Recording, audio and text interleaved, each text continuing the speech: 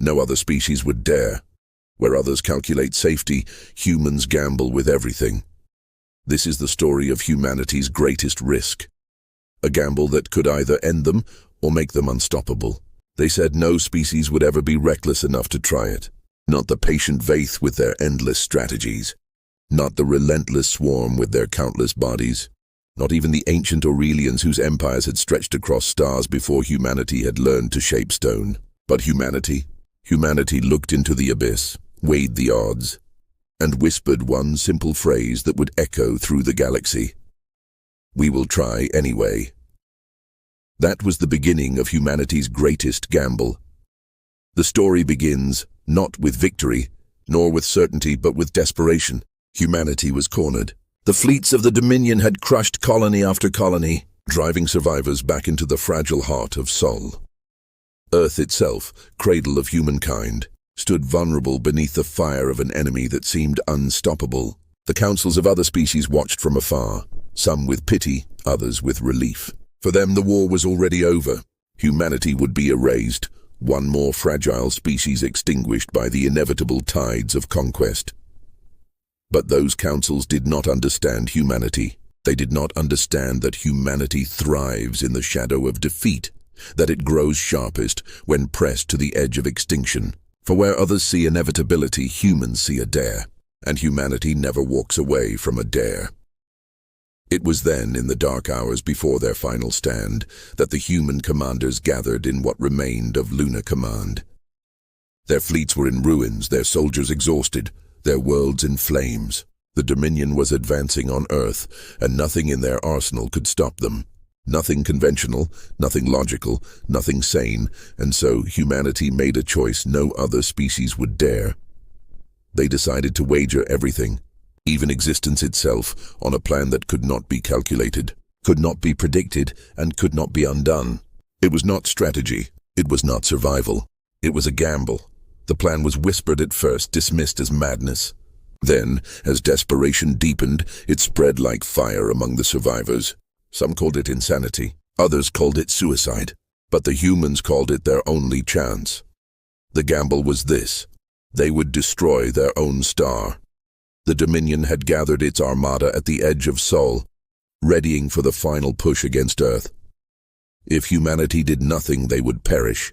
But if they ignited Sol in a controlled collapse, turning the star into a weapon of impossible magnitude, they might obliterate the Dominion fleet in one catastrophic strike. It was not survival in the ordinary sense, for such an act would destroy humanity's home, shattering Earth and its colonies. It was not victory in the ordinary sense, for countless billions would die. It was simply one question carved into the hearts of every survivor. If extinction is inevitable, why not gamble everything on a chance to take the enemy with us?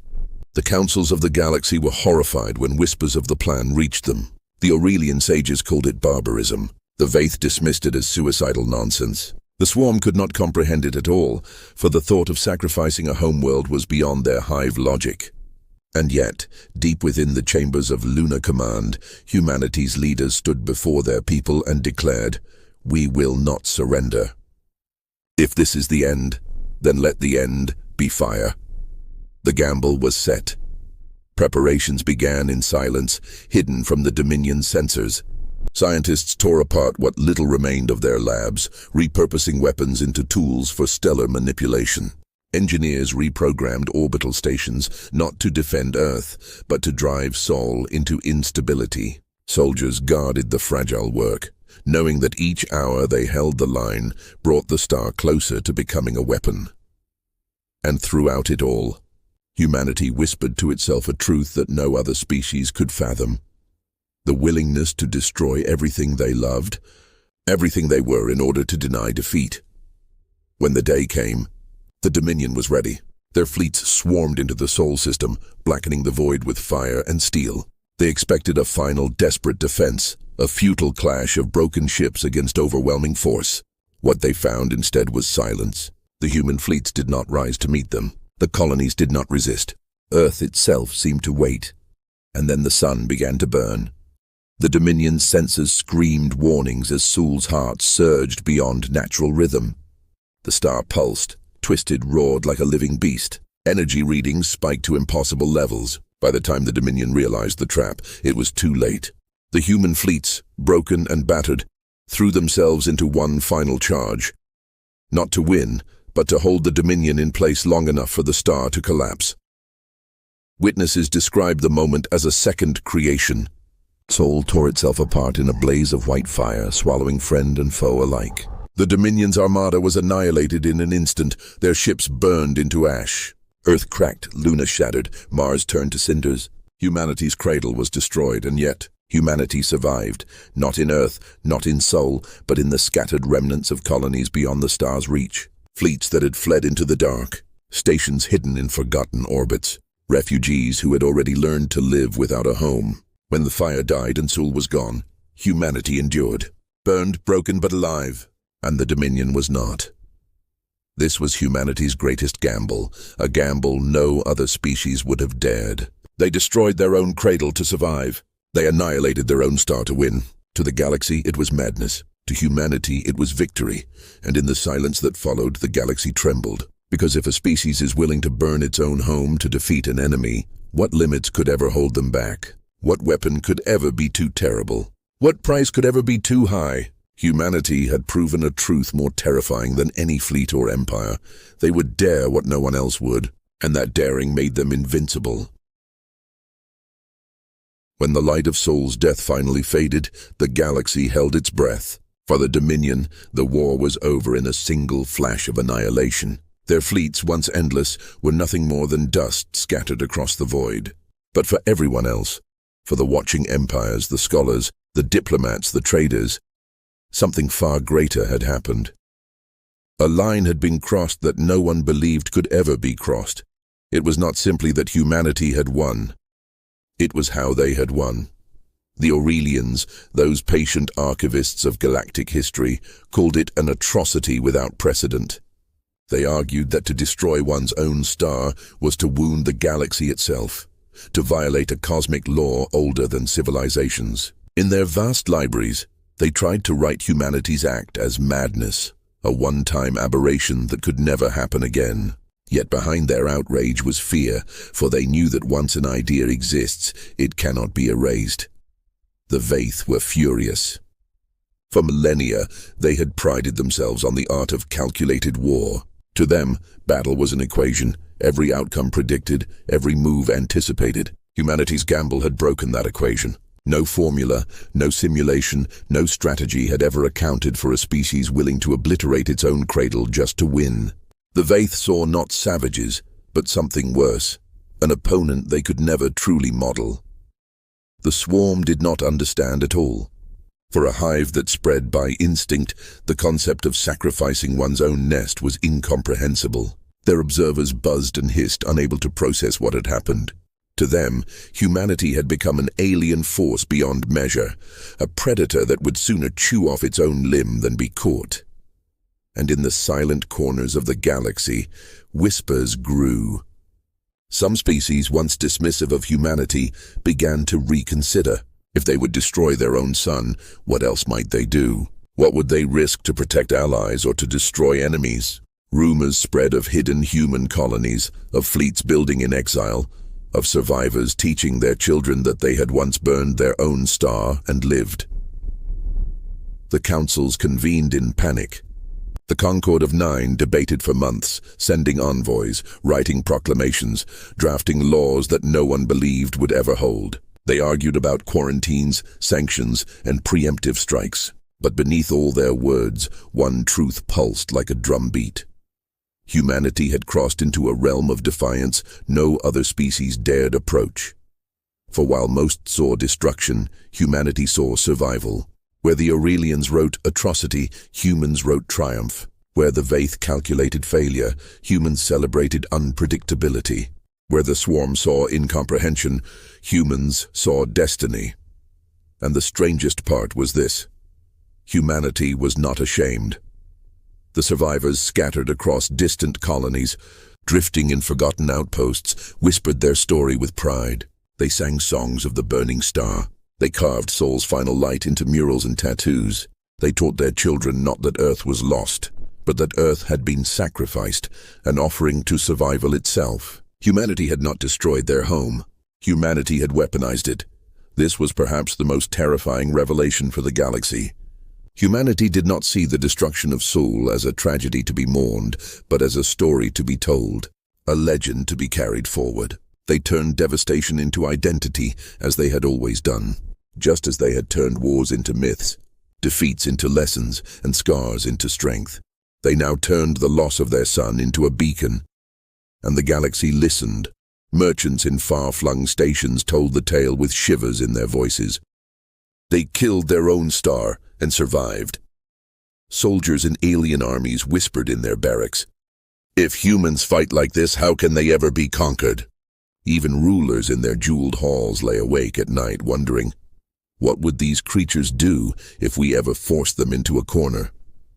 For humanity had proven that cornering them was the most dangerous act of all. In time, the Dominion itself became little more than a memory, a warning etched in the ashes of history. But humanity's gamble endured. It became a reference point in every council meeting, every diplomatic exchange, every strategic calculation. No admiral could plan without asking, what if they do something like Sol again? No leader could declare war without wondering, what gamble will humanity play this time? And so a paradox emerged. By destroying their home, humanity had given themselves a new weapon, reputation, fear, the knowledge that they would dare what no other species would. This reputation spread faster than fleets, more powerful than armies, and it did not fade with time. The Aurelians wrote grim predictions that humanity, unbound by restraint, would one day set the galaxy itself aflame. The Vaith began new calculations, weaving human chaos into their equations, but even then, they admitted defeat in whispers. The swarm gave humans a new name, the Fire Eaters. And the smaller species, those who had long lived in fear of greater empires, began to look at humanity with awe. For here was a species that refused to be crushed. Here was a species that would gamble everything, even the universe itself, rather than kneel. The survivors of humanity, scattered though they were, felt the shift. For the first time in memory, the galaxy did not see them as fragile. The galaxy saw them as dangerous, and in that danger humanity found strength. The gamble had been survival, but the result was transformation. Humanity had become something more than a species. They had become a legend, and legends once born cannot be killed. For the survivors of Sol, the days that followed were not filled with triumph, but with silence. When the last echoes of the star's death faded, when the burning fragments of Earth and Luna no longer lit the void, humanity faced a truth colder than the vacuum itself. They had survived, but they had no home. Entire fleets wandered aimlessly, carrying aboard them the remnants of once proud nations. Refugee stations overflowed with broken families. Colonies on the farthest edges of human space became lifeboats, suddenly transformed into cradles of civilization. Humanity had wagered everything, and though they had won, the price was staggering. But humanity's history was built on survival through ruin. They had endured ice ages, plagues, wars, and disasters. They had rebuilt from ashes countless times. And so, even in the face of Sol's death, the survivors refused despair. They grieved, yes. They whispered names of lost worlds. They cried for Earth. They dreamed of blue skies they would never see again. But grief did not end them. It forged them. The scattered human fleets became something new. The Exodus Armadas. Once fleets of war, they were now fleets of survival. Carriers became cities. Destroyers became farms. Mining vessels were repurposed to harvest asteroids. Freighters transformed into wandering marketplaces. The fleets stitched together their broken pieces into a semblance of society. It was not stable, it was not comfortable, but it was alive. And as they drifted through the galaxy, humans carried with them the story of their gamble. Children born aboard these ships grew up hearing the tale of Sol not as tragedy, but as sacrifice. They were taught that their ancestors had chosen fire over chains, annihilation over surrender. The death of their son was not the end of humanity. It was the beginning of something greater. This belief gave them purpose. While other species recoiled in horror from humanity's actions, the survivors themselves drew strength from it. They saw themselves not as refugees, but as inheritors of a legacy. They were the children of fire, the ones who had dared where no other species would. It was during this wandering age that humanity began to reshape itself. No longer bound by a single planet, they became a people of the void. Their ships grew into vast nomadic arcs, interconnected webs of culture and survival. Their leaders were no longer presidents or kings, but navigators, chosen for their ability to guide through the chaos of the stars. And at the heart of every gathering, from the smallest refugee council to the largest Exodus assembly, the question lingered, what gamble comes next? The galaxy too was watching. Many thought humanity would wither away, crushed by the loss of Sul. But as the years passed, whispers began to spread. Humanity was not dying. They were adapting. The Exodus armadas were growing, not shrinking. Their fleets traded, fought, and survived. They learned new technologies from allies, stole secrets from enemies, and stitched everything together into something uniquely human. This terrified the great empires, for they had seen species lose homeworlds before, and it always ended the same way: collapse, extinction, memory. But humanity refused that path. Instead, they thrived in ruin. They had turned exile into resilience, hunger into invention, fear into unity. The Vaith watched with unease as their equations failed yet again. The Aurelians recorded with bitterness, realizing history itself was being rewritten before their eyes. The swarm whispered in fear of predators that grew stronger when wounded, and the smaller species, the ones long forgotten by the great powers, looked upon humanity with something more profound: hope. For if humanity could survive the death of their son, perhaps they too could endure their own struggles. If humanity could gamble and win, perhaps they too could dare. And so slowly, humanity gained something more valuable than territory or fleets: influence. Not through conquest, but through legend. The Exodus armadas carried with them not only survivors, but also a reputation that preceded them. Wherever they arrived, whispers came first. These are the Starburners, the Fire Eaters, the ones who gambled everything. Traders treated them with caution, pirates hesitated before attacking, and rulers debated whether to ally with them or to bar them entirely. Humanity had become unpredictable, and unpredictability is power. Within the armadas, a new identity crystallized. No longer merely the species that had lost Earth, they began to call themselves the Gambleborn. To be human was to embrace risk, to accept sacrifice, to wager everything when others would fold. It was not madness, it was survival.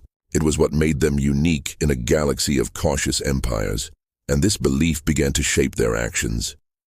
In battles, human fleets were notorious for daring maneuvers, throwing themselves into risks no other species would accept, and winning. In diplomacy, they offered alliances others would never attempt, binding weaker species to their side through promises forged in shared struggle. In exploration, they sent ships into dangerous, uncharted regions where no one else dared travel. Everywhere they went, the legend grew. Humanity was not safe, not stable, not predictable, but they were undeniable. And yet, beneath all of this, there remained a quiet grief. Though they built new homes among the stars, though they turned exile into strength, the memory of Earth remained. In the heart of every armada ship was a shrine, a mural, a story told of blue skies and green fields, of oceans and mountains, of a world that had been sacrificed so that its people could endure. Humanity carried Earth with them, not as a home to return to, but as a fire to light the way forward. That duality, the grief of loss and the pride of survival, became their greatest strength. For while other species feared risk, humans embraced it. While others clung to safety, humans gambled everything. They were not bound by worlds or stars. They were bound only by the refusal to surrender, and so the legend spread, carried by the Gambleborn themselves and whispered by the galaxy. Humanity had gambled their home and survived. Humanity had turned exile into strength. Humanity had become a force that could not be contained by fear or logic. But as the Exodus armadas grew, a new question emerged. If humanity had gambled once and won, what would stop them from gambling again? And if they did, what would they wager this time? The Exodus armadas drifted like great constellations of steel, weaving paths across the galaxy that no other fleets dared trace. They were not nations in the old sense, but moving worlds, an endless migration forged in the fires of loss. Yet from this wandering existence, something astonishing emerged: unity. For humanity had always been fragmented, divided by nations, languages, and ideologies. Earth itself had never known true unity until its final days. But now, scattered among the void with no planet to anchor them, humans found themselves bound by a single identity: survivors of the gamble. Every ship, whether military or civilian, shared the same story, the same origin, the same sacrifice. Out among the stars, humanity had become one people in a way they had never been before. This unity made them dangerous. The Exodus assemblies, gatherings of leaders from every armada, began as loose councils but soon grew into something far more organized. They debated strategies, coordinated movements, and shared resources. The assemblies were not governments, but wagers in themselves, temporary alliances, constantly shifting, but always built upon trust in the human instinct to gamble together rather than fall apart. And gamble they did. Where other species avoided unstable regions of space, humanity plunged in. Nebulas filled with radiation, asteroid belts dense with death, rogue planets drifting between stars, these became the Gambleborn's havens. Their fleet slipped into zones no enemy dared follow, living where survival seemed impossible. Pirates who pursued them were lured into ambushes. Hunters who thought them vulnerable discovered that the Gambleborn fought like cornered wolves, willing to lose blood and steel if it meant victory in the end. The galaxy took notice. To some, humanity became a nightmare. To others, an inspiration. The Aurelians wrote dark prophecies, warning that the Gambleborn would one day ignite not just stars but empires, sacrificing anything to win. They saw humanity as reckless fire spreading across fragile order. Yet even as they condemned them, younger Aurelians whispered curiosity. For all their outrage, even they could not ignore the strange allure of a species unshackled by fear. The Vaith, ever calculating, admitted what none of them wished to say aloud: the Gambleborn could not be predicted. Their models crumbled, their simulations failed. Where logic demanded retreat, humanity attacked. Where survival dictated caution, humanity risked everything. To fight them was to fight chaos itself. The swarm, whose instincts ruled them, began to treat humanity with reverence. They saw the Gambleborn as apex predators, creatures willing to wound themselves to kill their prey. Among the swarm's millions, tales spread of humans who fed fire with their own lifeblood, who gambled flesh and spirit without hesitation. To them, humanity was no longer prey, but kin in ferocity. And the smaller forgotten species, those trampled beneath the boots of empires, looked to humanity as proof that survival was possible, even in ruin. Where once they had bowed to the Vaith or cowered before the Dominion, now they whispered, if the humans can fight, so can we. This shift was subtle at first, but as decades passed, it reshaped the galactic stage.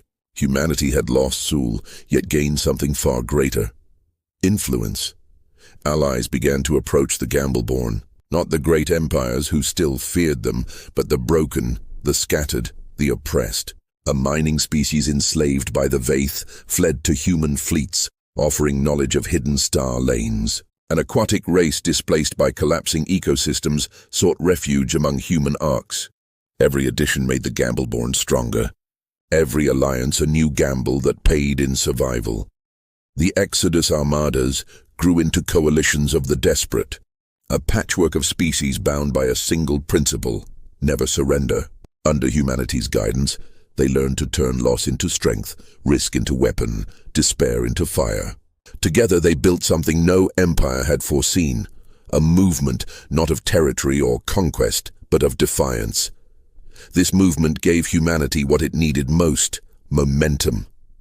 No longer drifting endlessly, the Gambleborn began to carve paths of intention. They struck at pirate strongholds, dismantled Dominion remnants, and sabotaged the Vaith supply routes. They became not merely survivors but aggressors, ghosts striking from impossible angles, gamblers who bet everything and left their enemies bleeding. Each victory deepened their legend. Stories spread faster than truth. Some claimed humanity had discovered ways to ignite black holes as weapons. Others whispered that the Gambleborn could survive in the vacuum of space itself. Whether true or not, the galaxy believed, and belief was its own weapon. Armies hesitated at rumors. Admirals stalled at shadows. Rulers questioned themselves at the thought of facing the Fireborn. And within humanity, pride grew.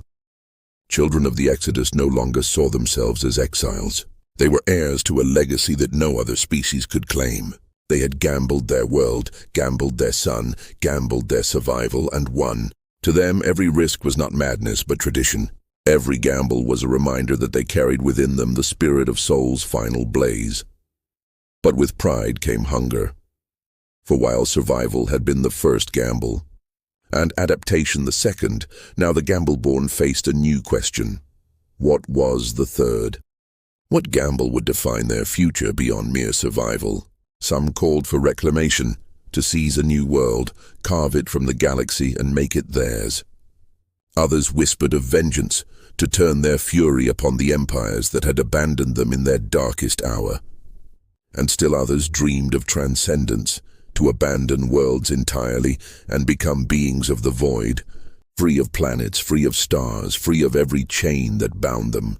The debates grew fierce within the assemblies, but one truth united them. Whatever gamble they chose, it would be one no other species would dare. And the galaxy, watching from afar, braced itself, for it was no longer a question of whether humanity would gamble again. It was only a question of when. The 5th decade after Saul's death marked a turning point. Humanity had survived the wandering years, had bound itself into the Exodus armadas, and had turned desperation into strength. Yet survival was no longer enough. Humanity was restless, hungry for something greater. And so the Gambleborn began to look outward, not merely to endure the galaxy, but to shape it. The shift began with alliances.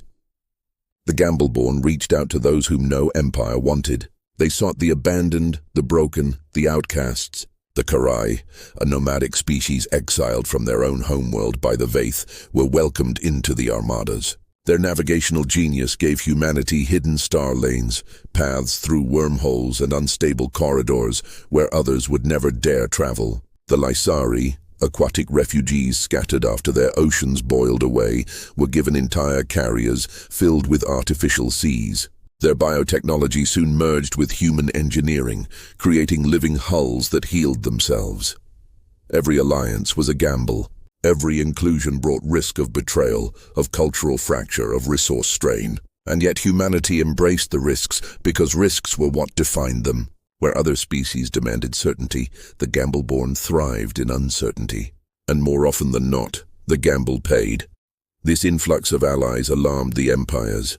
The Aurelians declared the Gambleborn a threat to cosmic order. The Vaith calculated that within 2 centuries, the armadas could rival even their greatest fleets. The swarm debated whether to attack or retreat, their instincts tangled by fear. And across the galaxy, smaller species began to whisper of joining the Gambleborn, seeing in them not only survival, but dignity. The galaxy realized something terrifying. Humanity was building not an empire, but a legend-driven coalition. Unlike empires bound to planets, the Gambleborn carried their strength wherever they moved. They could not be invaded, for they had no single world to conquer. They could not be starved, for they harvested the void itself. They could not be crushed, for every loss was turned into a story of sacrifice and survival. This adaptability became their greatest weapon. In battle, Gambleborn fleets moved with impossible daring.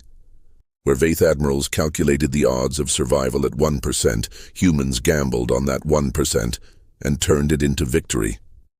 They struck at supply lines thought unreachable, dismantled strongholds guarded by overwhelming forces, and vanished into regions where no pursuer would follow. They did not seek safe fights. They sought impossible ones because impossible battles, when won, became immortal stories, and stories were power. Every victory grew their legend. Tales spread faster than fleets. carried on the tongues of traders and refugees. Some claimed that the Gambleborn had ships fueled not by engines but by the burning heart of their lost son. Others whispered that they could not die, that their willingness to gamble made them immortal. Even their enemies began to believe the myths, hesitating in the face of Gambleborn fleets, second-guessing themselves against an opponent who seemed to defy reason itself. This hesitation was priceless. Whole wars were averted because admirals feared the Gambleborn's unpredictability. Battles were won before the first shot was fired because humanity's legend had already tilted the scales. No empire had intended it, but by their own caution they made humanity stronger. Yet even as their power grew, so too did the question of direction. What would humanity's next great gamble be?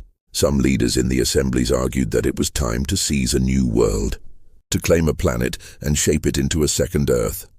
This faction believed that without roots, humanity would eventually scatter, their identity dissolving into the void. They pointed to allies who yearned for oceans, mountains, and skies. A planet, they argued, would anchor the Gambleborn strength. Others countered that planets were cages. Saul had proven that no world was safe, no star eternal. To bind themselves again to a single system was to chain themselves to future extinction. Humanity had been reborn in fire as wanderers, and wanderers they should remain. The void itself was their home, and to abandon that freedom would betray their identity. Still others whispered of vengeance. The dominion was gone, but the empires that had abandoned humanity remained. The Aurelians, who had written humanity's gamble as madness. The Vaith, who had calculated their extinction as inevitable. Even the Swarm, who had circled like vultures. Was it not time, they argued, to remind the galaxy that the Gambleborn were not to be pitied, but to be feared? The debates raged for years, but one thing united them. Whatever gamble humanity chose next, it would shake the galaxy. The galaxy knew this too. Every empire watched with dread. Envoys were sent to negotiate, to bribe, to warn. The Aurelians attempted to bind humanity in treaties, the Vaith offered trade disguised as manipulation, and the Swarm sought to test them in skirmishes. But humanity accepted none of these fully. They smiled, they bargained, they risked, and always they remained unpredictable. And then a signal came. It was faint, broken, nearly lost in static. But it was unmistakably human. A distress beacon older than the Exodus armadas, older even than Saul's destruction. It came from beyond known space, from the rim of the galaxy where maps faded into myth. It was a human ship, one thought lost centuries before the gamble of Saul. The beacon ignited a storm within the assemblies. Was this the next gamble? To follow the call into uncharted space, risking everything on the hope of reconnecting with the forgotten? To chase shadows into the abyss with no guarantee of survival? For other species, the decision would have been madness. For humanity, it was destiny. The Gambleborn prepared their fleets, allies at their side. They would follow the signal. They would risk everything once again. Because that was who they were. Because no other species would dare. The decision was made with startling swiftness. The assemblies, usually prone to endless debates and fractious divisions, came together in unanimous agreement. The beacon would be pursued. For humanity, it was never truly a question. The signal represented risk, yes, but it also represented hope, mystery, and the possibility of something greater. For a species forged in gambles, there could be no other choice. The Exodus armadas shifted course, abandoning safer routes and plunging into the abyss of uncharted space. Their allies watched with unease, some fearful, others inspired. To follow a centuries-old beacon into unknown dangers was madness. To the Gambleborn, it was purpose. As the fleets journeyed deeper into the rim, the void grew stranger. Stars thinned, nebulae twisted in unnatural patterns, and ancient wrecks drifted in silence, ruins of civilizations that had ventured too far and never returned. To many species, this region was taboo, a graveyard of failed explorers. But humanity pressed on, guided by a beacon that flickered with stubborn persistence, much like the species that pursued it. Whispers spread within the fleets. Some believed the beacon came from survivors of an ancient human expedition, lost long before Saul's fall. Others thought it was a trap, perhaps laid by the Dominion's remnants or another empire eager to lure humanity to destruction. Still others believed it was something greater, evidence of humanity's destiny, a call from the cosmos itself. Whatever the truth, the Gambleborn did not hesitate. They gambled on the unknown because the unknown was their element. Weeks turned into months. Resources dwindled, morale strained, yet the beacon grew stronger. And then, on the edge of the galaxy's rim, the fleets found it. It was not a single ship, but a colony.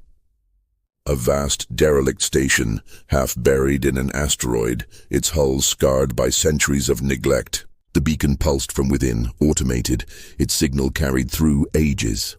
And inside, against all reason, there were survivors. Not many, barely a few thousand, but enough to shatter the galaxy's expectations. These were humans who had left Earth long before Sol's destruction, voyagers who had fled in experimental ships that were thought lost forever.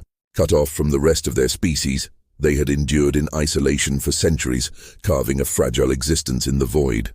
They had no knowledge of the Dominion War, of Sol's fiery sacrifice, of the Gambleborn identity. To them, humanity was still earthbound. To them, the Exodus armadas were a revelation. The reunion was overwhelming. Stories were shared, tears shed, histories woven together. For the Gambleborn, it was proof that humanity could never truly be erased, no matter how scattered, no matter how broken. For the lost colony, it was proof that their gamble to survive had not been in vain. But the discovery was more than sentimental. The derelict station held technology long forgotten, fragments of experimental drives, star maps that charted routes beyond the galaxy itself. In their isolation, the lost colony had uncovered secrets that even the great empires did not possess. Secrets that could change everything. The assemblies debated furiously. Some argued the knowledge should be hidden, guarded as humanity's ultimate advantage. Others claimed it should be shared, a gift to allies who had stood beside them. And still others whispered of a new gamble entirely, to leave the galaxy, to follow the maps into the dark between galaxies, to claim a destiny untouched by empires or enemies. For the first time since Sol's destruction, humanity stood not only on the edge of survival, but on the edge of transcendence. The galaxy, of course, reacted with shock and fear. When news of the lost colony spread, carried by traders, spies, and whispers, the empires trembled. If humanity had survived the destruction of its sun, adapted into nomadic power, and now rediscovered lost kin with forbidden knowledge, what could possibly stop them? If they chose to gamble again, would they gamble not just on survival, but on dominion over the stars themselves? The Aurelians warned of catastrophe, claiming that humanity's recklessness would unravel the fabric of civilization. The Vaith recalculated endlessly, their models failing again and again. The swarm whispered with awe, naming humans not merely predators but something beyond predators, chaos embodied. And the smaller species rallied closer to the Gambleborn, sensing that in humanity's gamble lay their own chance at freedom. The assemblies knew the galaxy was watching. And so in one of the most iconic moments in human history, the leaders of the Exodus stood before their people and declared, "We are no longer a species bound to a single world. We are no longer the children of Sol, nor the exiles of its fire. We are Gambleborn. We are the ones who dare what others will not, and we will never stop daring." The fleets erupted in thunderous approval. For them, the path ahead was not certain. Indeed, it was more uncertain than ever. But uncertainty was no longer a curse. It was their identity, their weapon, their destiny. And so humanity prepared for its next great gamble, whether it was to wield the secrets of the lost colony, to unite the broken species of the galaxy, or to venture into the uncharted dark beyond the stars. One truth was undeniable. No other species would dare, but humanity would, because they always had. Because it was who they were, because it was their greatest gamble. And in the silence that followed, the galaxy trembled once more.